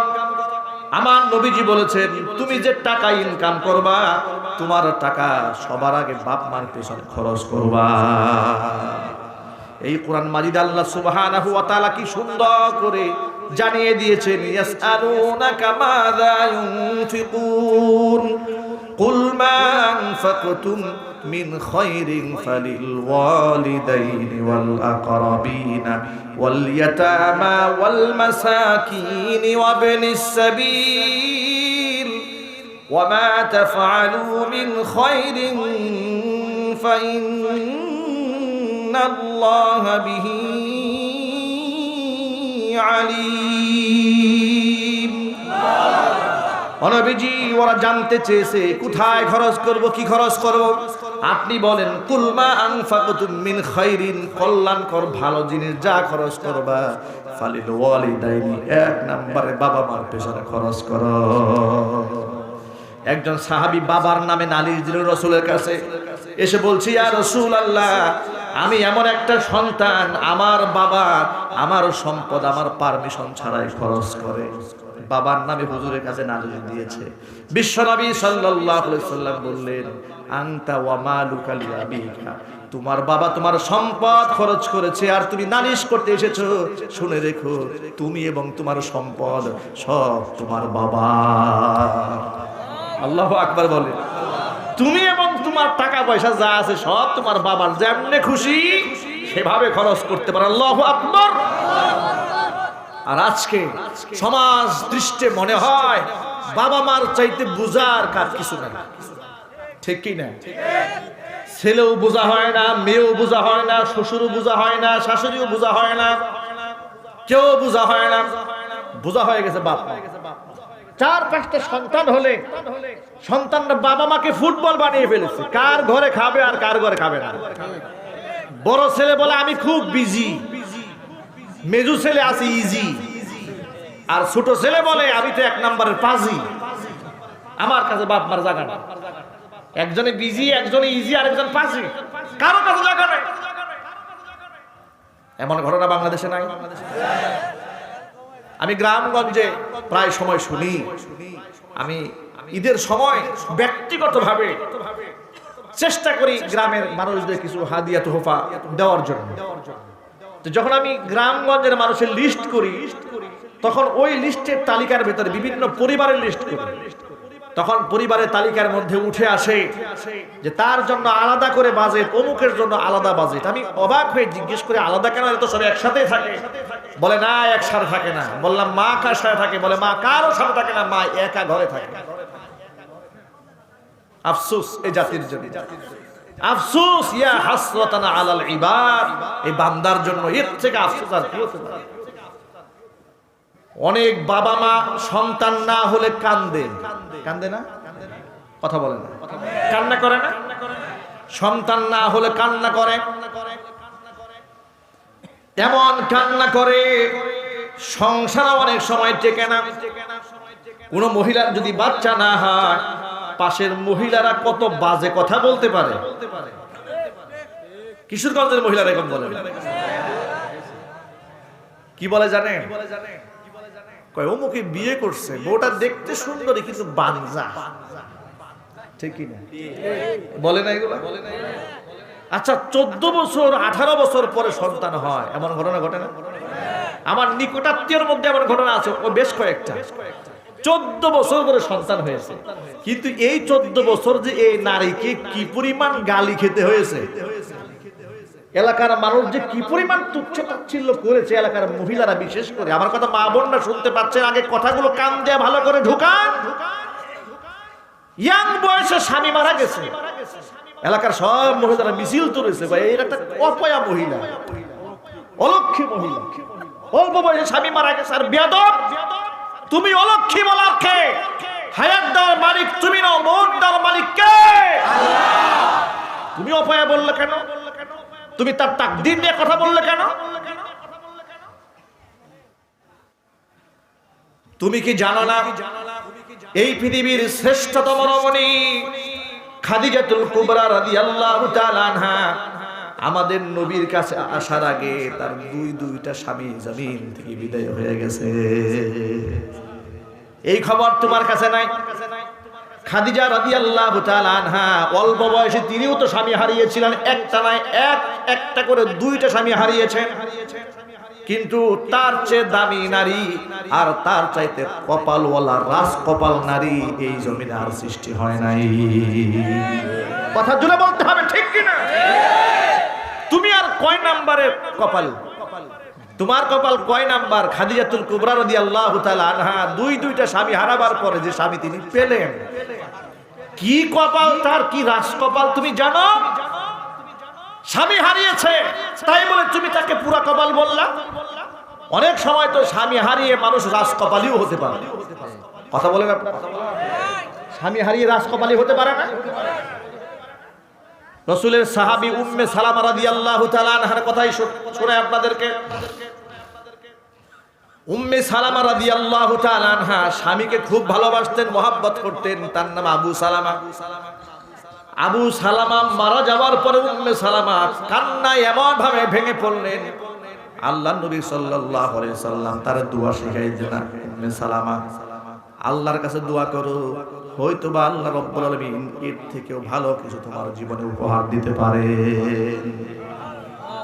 তুমি আল্লাহর কাছে দোয়া করো, আল্লাহুম্মা আজিরনি ফি মুসিবাতি ওয়া খুলুফনি খায়রাম মিনহা। আল্লাহ, এই মুসিবতের বিনিময় তুমি আমাকে দান করো, আর আমার থেকে যে নিয়ামত ছুটে গেছে তার চেয়ে উত্তম কিছু আল্লাহ তুমি আমাকে দান করো। উম্মে সালামা রাদিয়াল্লাহু তাআলা আনহা বলেন, এই দোয়া নবীজি আমাকে শিখাই দিলেন, কিন্তু আমি আশ্চর্য হতাম, আমার মনে মনে ভাবতাম আবু সালামার মতো মানুষ তো এই দুনিয়াতে আর হয় না। আমার স্বামী আবু সালামা যে ভালো মানুষ ছিল, শহীদ হয়ে গেছে, এত ভালো মানুষ তো জমিনে হয় না। নবীজি আমারে কেমন দোয়া শিখাই দিলেন যে আল্লাহ তুমি আমাকে এই মুসিবতের বিনিময় দান করো, জাযা দান করো, আর এর থেকে উত্তম কিছু দান করো। এর মানে আবু সালামার চাইতে উত্তম কিছু দুনিয়াতে আমি পাবো কোথায়? বেশ কিছুদিন যাওয়ার পরে আল্লাহর পক্ষ থেকে ফয়সালা হয়েছে বিশ্বনবী মুহাম্মদ রাসূলুল্লাহ সাল্লাল্লাহু আলাইহি ওয়াসাল্লাম উম্মে সালামাকে বিবাহের প্রস্তাব দেওয়ার জন্য। আরো জোরে বলেন সুবহানাল্লাহ। উম্মে সালামাকে যখন নবীজি বিবাহের পয়গাম দিয়েছেন, তিনি যেন নিজের কানকে বিশ্বাস করাতে পারছিলেন না। তিনি আল্লাহর নবী সাল্লাল্লাহু আলাইহি ওয়াসাল্লামের এই বিবাহের পয়গামের ব্যাপারে আপত্তি জানায় বললেন, নবীজি আপনি আমাকে বিবাহ করবেন, আমি তো একটা ভালো মেয়ে না, আমার তো একটু রাগ বেশি মেজাজি নারী, আমি এত বড় সম্মান আমার স্বামী হবে বিশ্ব নবী, এটাকে আমি বরদাস্ত করতে পারবো? আল্লাহর নবী সাল্লাল্লাহু আলাইহি সাল্লাম জবাব দিয়ে বললেন, রে উম্মে সালামা, এই প্রস্তাবটা আমার নয়, এই প্রস্তাবটা আল্লাহর পক্ষ থেকে দেওয়া হয়েছে। আল্লাহু আকবার বলেন। যে সমস্ত বেয়াদবেরা, যে সমস্ত নাস্তিকেরা, ইসলাম বিদ্বেষীরা বলেছে আল্লাহর নবীর নারী পিপাসু ছিলেন, জোরে বলেন নাউযুবিল্লাহ। আমার নবী নারী লোভী ছিলেন? কি জবাব দিলেন আপনারা? আমাদের নবী নারী লোভী ছিলেন? আল্লাহর নবী সারা জীবন তো বিবাহ করেছেন, অন্যের তালাক প্রাপ্তা স্ত্রী, শহীদ হয়ে গেছে স্বামী, এমন বিধবা নারীদেরকে নবীজি স্ত্রী হিসেবে স্থান দিয়েছেন। শুধুমাত্র আয়েশা রাদিয়াল্লাহু তাআলা আনহাকে অল্প বয়সে বিবাহ করেছিলেন কুমারী হালাতে। আল্লাহর নবী যদি চাইতেন, মক্কা মদিনারা তামাম পৃথিবীর শ্রেষ্ঠ সুন্দরী রমণী তরুণী তন্নী যুবতীগুলো নবীর দাসী হইয়া সারা জীবন হুজুরের কদমে সেজদায় পড়ে লুটিয়ে থাকবে। এই পৃথিবীর অসংখ্য নারী হুজুরের জন্য জীবন দিতে প্রস্তুত ছিল। আল্লাহর নবী সাল্লাল্লাহু আলাইহি সাল্লাম উম্মে সালামাকে বিবাহের পয়গাম দিলেন, বিবাহ হয়ে গেল। উম্মে সালামা রাদিয়াল্লাহু তাআলা আনহা বলেন, আমার পরবর্তীতে তখন এই দুয়ার কথা মনে পড়তো। আল্লাহ নবী দুয়া শিখিয়ে দিয়েছিলেন যে আল্লাহ বিপদ আমাকে ধৈর্য ধারণ করার তৌফিক দাও, বিনিময় দান করো, আর আবু সালামার চাইতে উত্তম কিছু আমাকে দান করো। আমার মাথায় ধরতো না যে আবু সালামার চাইতে দামি স্বামী আর পাবো কই, কিন্তু রসুল আমার স্বামী হয়ে যাবে, বিশ্বনবী আমার স্বামী হবে, এই কথা আমি জীবনে কল্পনাই করি না। আল্লাহু আকবার বলে। তাহলে কোন নারী যদি স্বামী হারায়, তাহলে এই দেশের মহিলারা গালিগালাজ শুরু করে, ঠিক কি না? মহিলারা বলে কপাল পোড়া, অপয়া, অলক্ষী, কুলক্ষী, হাজারো কথা বলে বেড়ায়। নাউযুবিল্লাহি মিন যালিক। বিধবা নারীদেরকে কষ্ট দেবেন না। আল্লাহর নবী বলেছেন, বিধবা নারীকে কষ্ট না দিয়ে তাকে সাহায্যের হাত বাড়াও, তার বিবাহের ব্যবস্থা করে দাও, তাকে আশ্রয় দান করো, তাকে সহযোগিতার হাত বাড়িয়ে দাও, তাকে সম্মান দাও। তুমি যদি বিধবা নারীকে সাহায্য করো, নবীজি বলেছেন, আস-সাই আলাল আরমিলাতি ওয়াল মাসাকিন কাল মুজাহিদি ফি সাবিলিল্লাহ। বিধবা আর এতিমকে কেউ যদি সাহায্য করে, নবীজি বলেন জিহাদের ময়দানে জিহাদ করলে যেই সওয়াব হয়, মুজাহিদের আমলনামার সওয়াব আল্লাহ পাক ওই ব্যক্তির আমলনামায় দান করে দিবে।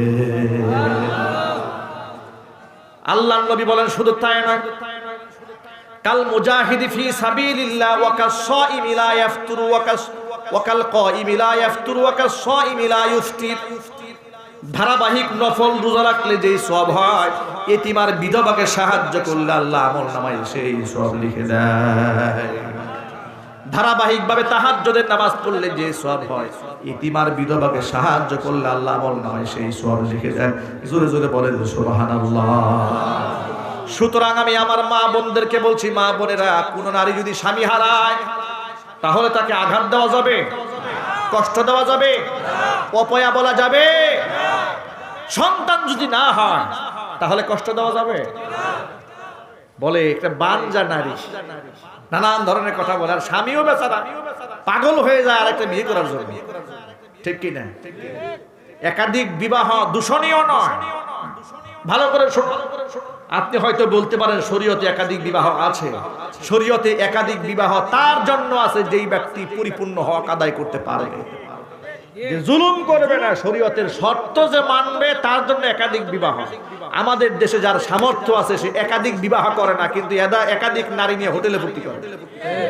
কথা বলেন, একাধিক বিবাহ করলে এদেশের হলুদ সাংবাদিকদের মাথা নষ্ট হয়ে যায়। কেন একাধিক বিবাহ করলো, কিন্তু একাধিক নারী নিয়ে হোটেলে থাকুক, এটা নিয়ে কোনো সমস্যা নেই। কত নোংরা এই সমাজ।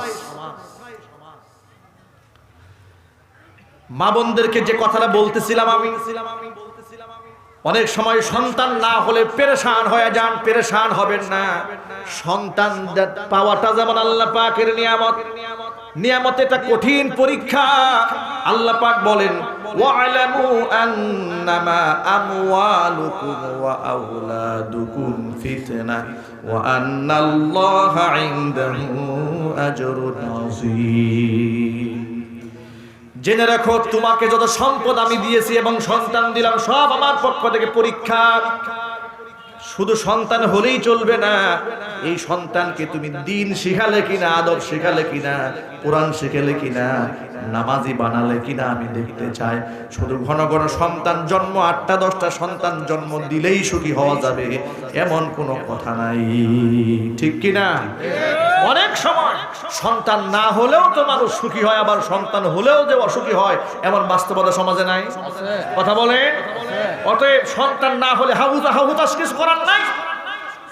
অসংখ্য সন্তানের মায়েরা, অসংখ্য সন্তানের বাবারা বৃদ্ধাশ্রমে কাটাচ্ছে, ঠিক কিনা? আমি তো মনে করি এমন সন্তান থাকার চেয়ে না থাকাই তো ভালো। দুষ্ট গোয়ালের চাইতে শূন্য গোয়াল অনেক ভালো।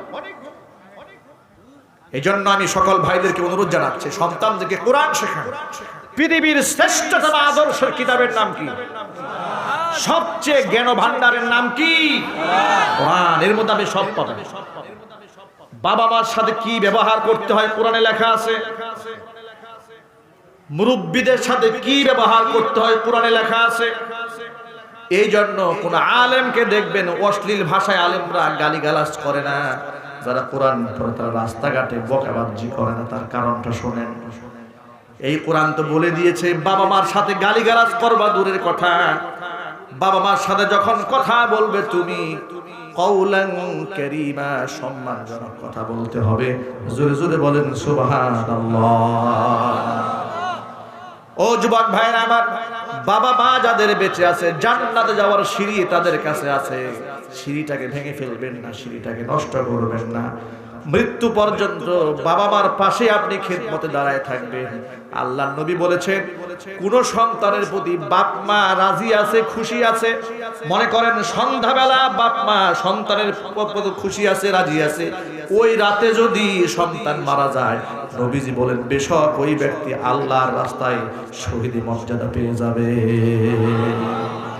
যে রাতে সন্তানের উপরে বাবা মা খুশি থাকে, ওই রাতে সন্তানের জন্য জান্নাতের 2টা দরজা ওপেন হয়ে যাবে। আর আস্তে সুবহানাল্লাহ। যে রাতে বাবা মা সন্তানের প্রতি খুশি, ওই রাতে জান্নাতের 2টা দরজা ওই ব্যক্তির জন্য উন্মুক্ত। এই রাতে বললে সুজা জান্নাতে। অনুরূপ ভাবে দিনের বেলায়, সকাল বেলা যে সন্তানের প্রতি বাবাও খুশি মাও খুশি, সন্ধ্যা পর্যন্ত জান্নাতের 2টি দরজা আল্লাহ ওই সন্তানের জন্য ওপেন করে দেয়। আবার যদি সন্তানের উপর যদি বাবা মা নাখোশ থাকে, জাহান্নামের 2টাও দরজা ওপেন হয়ে যায়। নাউজুবিল্লাহ। এই জন্য বাবা মাকে নারাজ করে কেউ বিছানায় ঘুমাতে যাবে না। সাবধান। বাবা মাকে নারাজ করে, কষ্ট দিয়ে, আঘাত দিয়ে বিছানায় শুতে যাবেন না। মনে মনে ভাববেন, এই অবস্থায় যদি আমার মৃত্যু হয় কি হবে আমার আখিরাত। এই হালাতে যদি আমার মৃত্যু হয়, সরাসরি জাহান্নামে যেতে হবে। বাবা মার পা ধরে মারছে, বাবা মার মনটাকে জয় করতে হবে। পারবো না ইনশাআল্লাহ? কারা কারা পারবেন? পারবেন কারা কারা? দোয়া করবেন।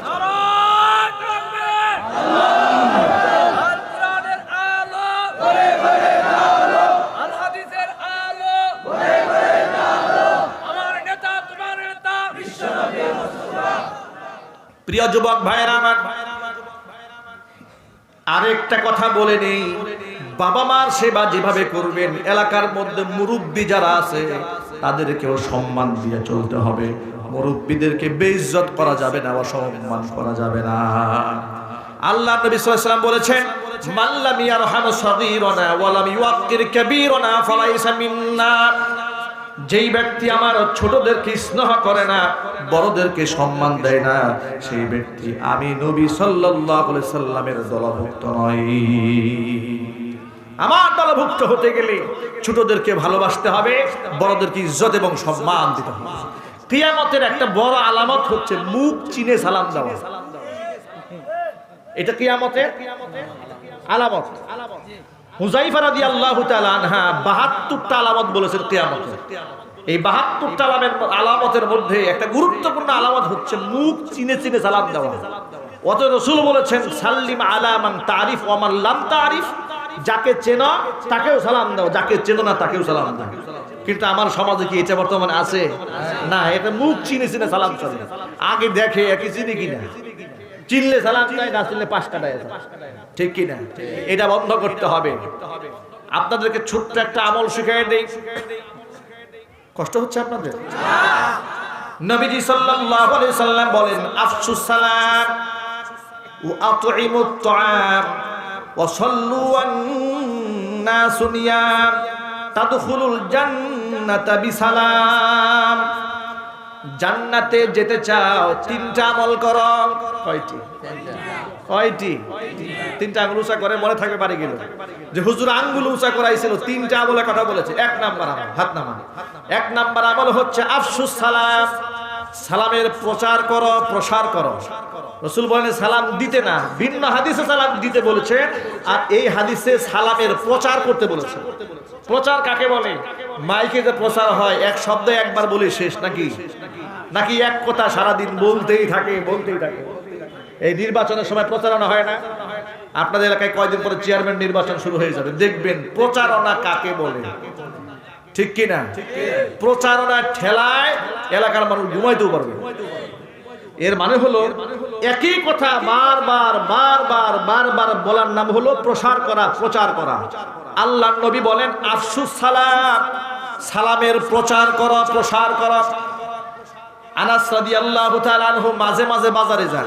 তিনি বলেন বাজারে যাওয়া আমার কাছে পছন্দ। সাহাবীরা নালিশ করলেন যে এটা কেমন কথা বলেন আপনি? পৃথিবীর মধ্যে সবচেয়ে উত্তম জায়গা হলো মসজিদ, আর নিকৃষ্ট জায়গা হলো বাজার। তা আপনি বাজারে যাওয়া পছন্দ করেন কেন? তাই বাজারে যাওয়া পছন্দ করি অন্য নিয়তে। কি? বাজারে গেলে বহুত মানুষ পাওয়া যায়, খালি সালাম দিই। সুবহানাল্লাহ বলবেন না? বাজারে গেলে অনেক মানুষ পাই, মানুষ পায় আর খালি সালাম দেয়, মানুষ পায় আর সালাম দেয়, আর আমল নামায় নেকি ফেরেশতারা লিখতেই থাকে। আল্লাহু আকবার বলেন।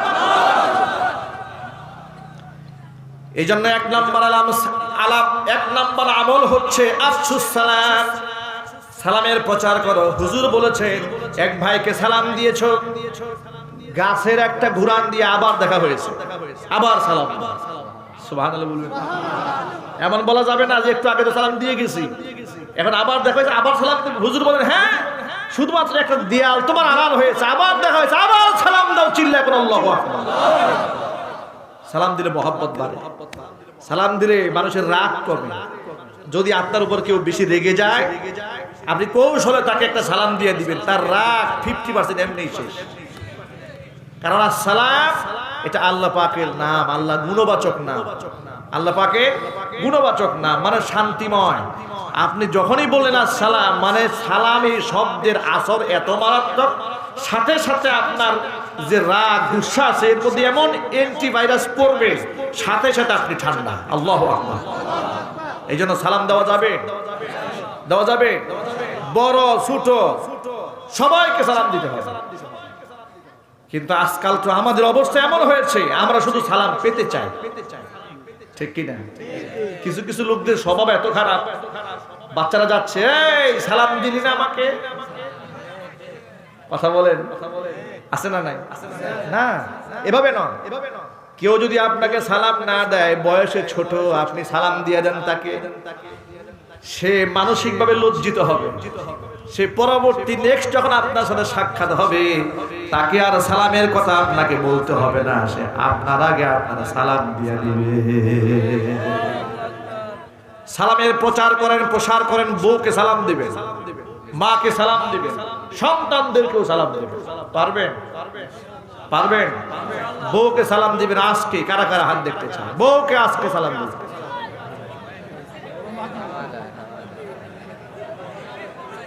আমি বুঝতে পেরেছি অনেকেই জোশে হাত তুলে আবার নামাই ফেলছে। হাত যখন তুলছে তখন মনে নাই যে ঘরে বউ নাই। হাত তোলার পরে মনে পড়েছে ঘরে বউ নাই, এই জন্য পরে সাথে সাথে নামিয়ে ফেলেছে। যাই হোক, যাদের স্ত্রী আছে স্ত্রীকে সালাম দিবেন, স্ত্রী নাই বাবা মা আছে না? কথা বল, বাবা মা নাই, বাবা মাকে সালাম দেবেন। বাবা মা নাই, চাচা আছে, দাদা আছে, মুরব্বীরা আছে, সালাম দেবেন। ঠিক কি না? বাচ্চাদেরকেও সালাম দেবেন। আমল শিখান, ঢুকার সময় সালাম দেন, ঘর থেকে সালাম দিয়ে বের হয়ে আসেন। সালাম দিয়ে ঘরের মধ্যে ঢুকলে ফেরেশতারা নিরাপত্তা দিবে, ততক্ষণ ঘরে থাকবেন আপনারা যতক্ষণ। আপনার ঘরের পাসওয়ার্ড, নিরাপত্তা, সেফটি, সিকিউরিটি। সালাম দিয়ে ঢুকলেন, ফেরেশতারা গেট লক করে দিয়েছে, এখানে শয়তান আর শয়তানি করে না। সুবহানাল্লাহ বলবেন। এক নাম্বার আমল আফসুস সালাম। 2 নাম্বার আমল হচ্ছে ওয়া আতইমুত তুআম। মানুষদেরকে খাবার খাওয়াবেন বেশি বেশি। মানুষ কিন্তু অন্যের পকেটের টাকা খাইতে খুব ভালোবাসে। এমন লোক কোটি টাকা দিতে নাই। 5 বন্ধু মিলে হোটেলে খেতে বসেছে, আগেই খাওয়ার সময় ধান্দা করে বিলটা কার কান্দে উঠাই দেওয়া যায়। ঠিক কি না? টিস্যু দিয়ে মুখ মুছতে মুছতে আগেই বের হয়ে যারা কাউন্টারে, ক্যাশ কাউন্টারে যিনি বসা আছে তাকে দেখা দেয় উনি বিল দেবে। ওনাকে ধরাই দিয়ে চলে গেছে, বাইরে গিয়ে হাসতেছে যে কাজ একটা হয়েছে। কি কাজ হয়েছে? ধরাই দিয়েছে ওনাকে। না, নবীজি বলেন সৌভাগ্যবান তো সেই ব্যক্তি যে মানুষকে খাওয়াতে পারে। সুবহানাল্লাহ।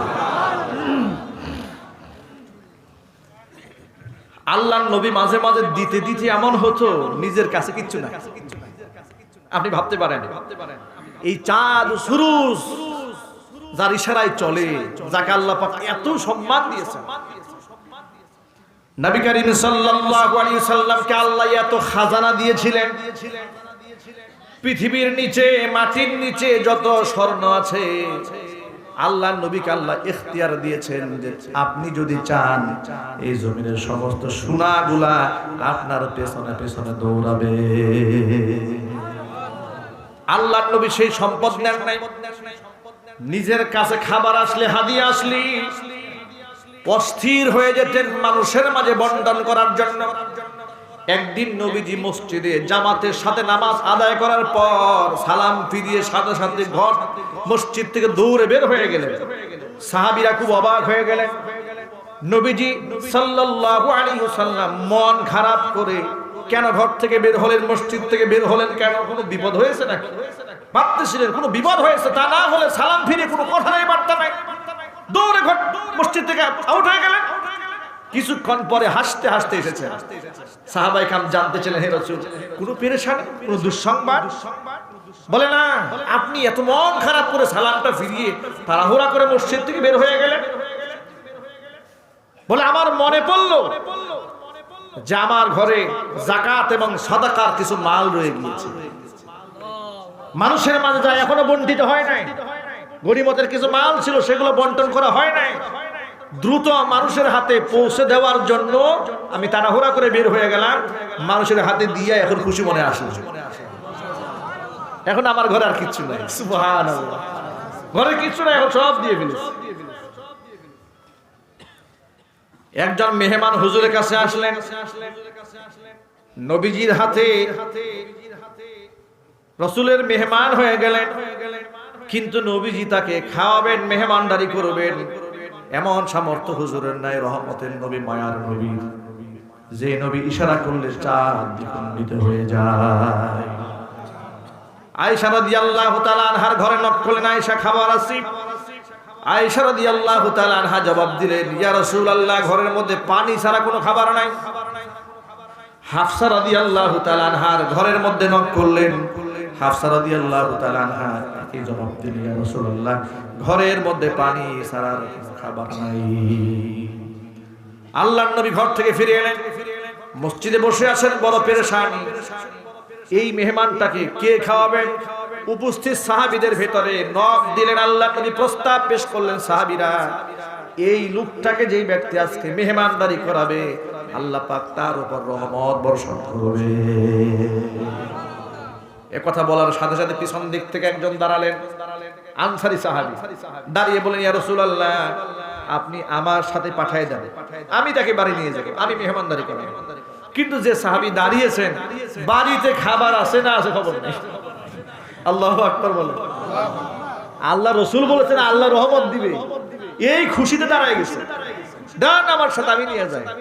বাড়িতে নিয়ে গেছে, বাড়িতে নিয়ে যাচ্ছে আর মনে মনে ভাবতেছে আল্লাহর রহমত পাওয়ার আশায় ওনাকে মেহমান বানাইলাম, ঘরে খানা আছে কিনা সেটা তো জানি না।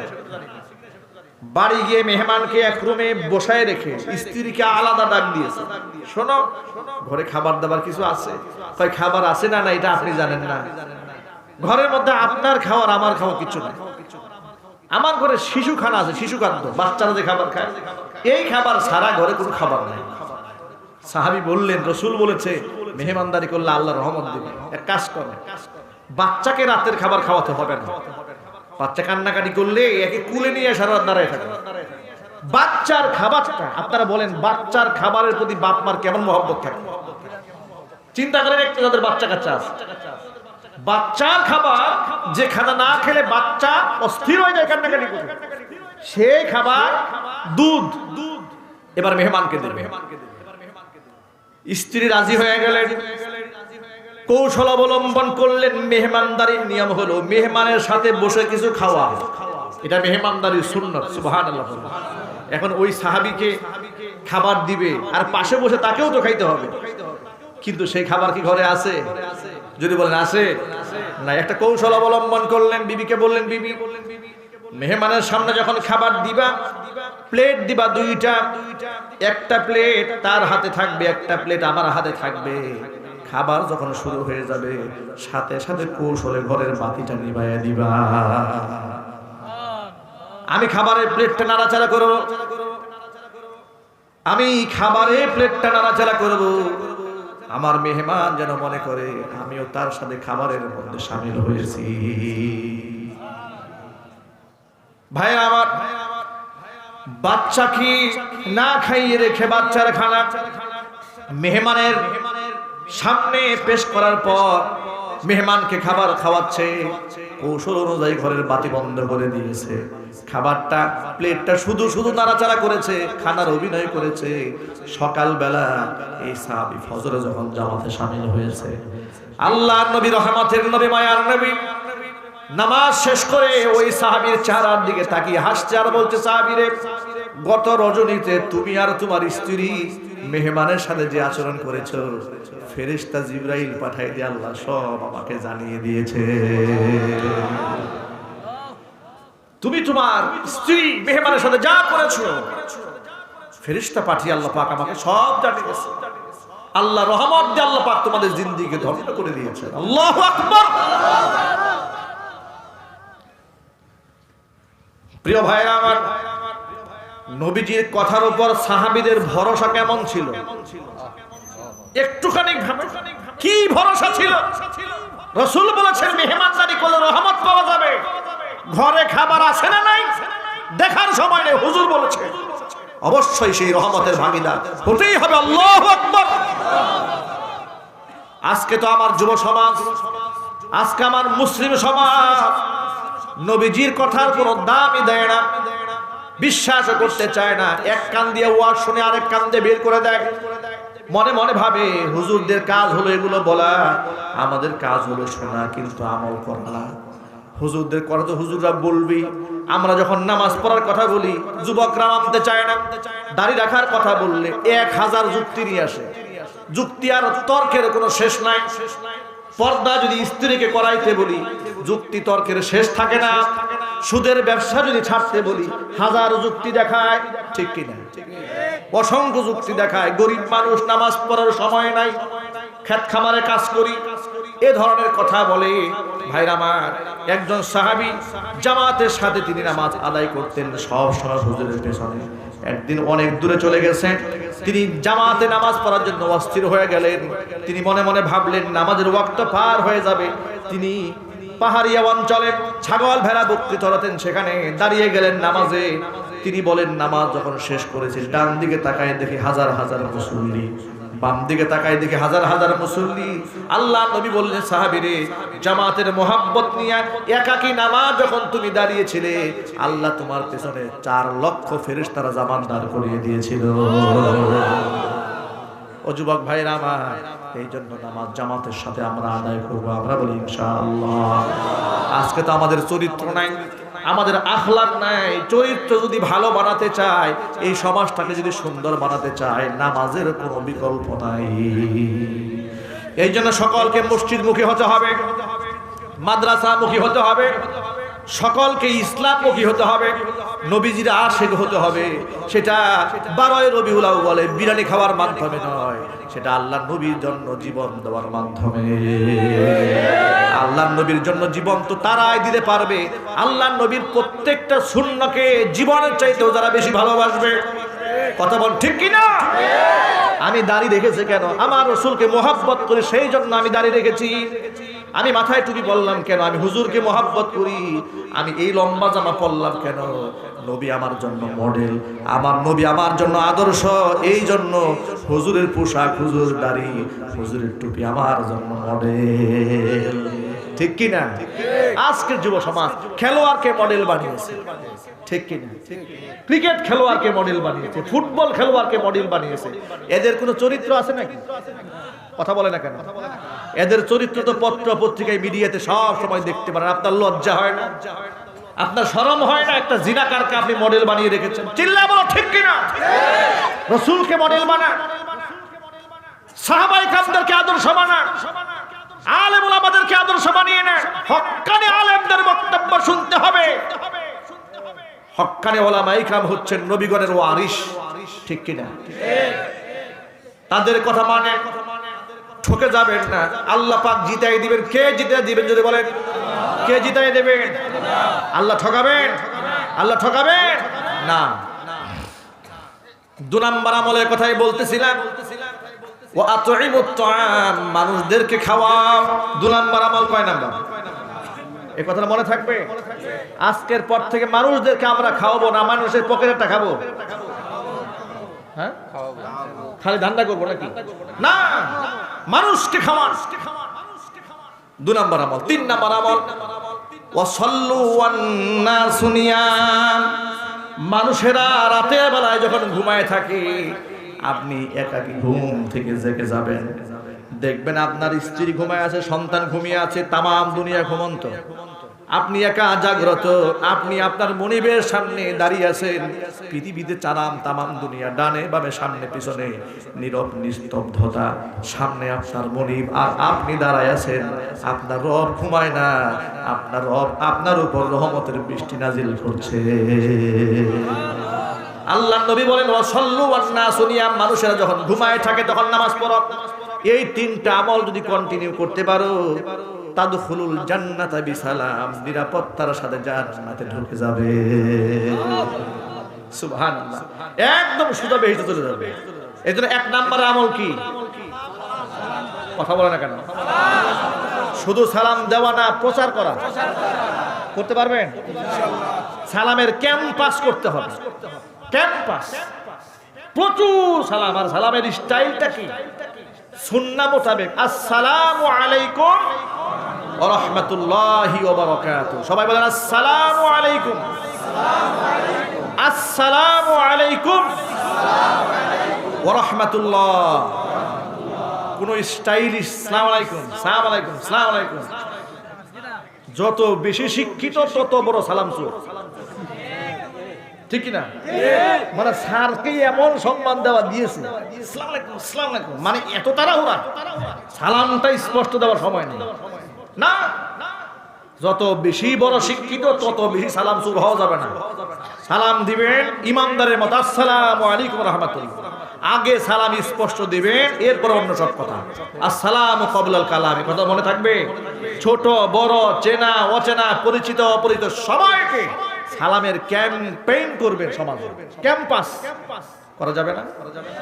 2 নাম্বার, আতইমুত তাআম, মানুষদেরকে আজকে থেকে যখন চান্স পাবেন তখনই খাওয়াবেন। যখন সুযোগ পাবেন তখনই খাওয়াবেন। এটা নবীগণের খাসলত।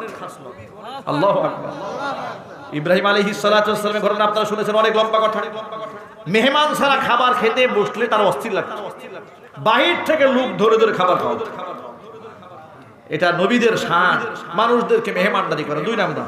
3 নাম্বার, তাহাজ্জুদের নামাজ আদায় করবে। তাহাজ্জুদের নামাজ, মানুষরা ঘুমায় থাকবে, ওই সময় নামাজ পড়ার তৃপ্তি যে কত বেশি। আপনাদেরকে একটা সবক দিয়ে দেই। নবী করিম সাল্লাল্লাহু আলাইহি ওয়াসাল্লাম কষ্ট হচ্ছে নাকি? হুজুর বলেছেন, কোন ব্যক্তি যদি চায় তার চেহারায় নূর আসুক, সে যেন রাতের বেলায় নামাজ আদায় করে, সে যেন রাতের আধারে তাহাজ্জুদে সময় কাটায়, সে যেন রাত্রি জাগরণ করে মনিবের সামনে সেজদায় কাটায়, আল্লাহ তার চেহারার মধ্যে নূর ঢেলে দেবে। সে যদি কালো হয়, তার চেহারার মধ্যে নূর থাকবে। কথা মনে থাকবে ইনশাআল্লাহ। এই 3টা আমল করলে তাদখুলুল জান্নাতি বিসালাম, একবার শান্তির সাথে বেহেশতে চলে যাবে। আল্লাহ আমাদেরকে আমল করতে তৌফিক দান করুন। প্রিয় ভাইরা, আমার লিখিত একটা বই, দেশ বিদেশের অসংখ্য নারীরা পুরুষেরা আমাদেরকে প্রশ্ন করেন, সেই প্রশ্নের জবাবগুলা কোরআন হাদিসের আলোকে লেখা হয়েছে। এই যে প্যান্ডেলের সামনে আমার গাড়ি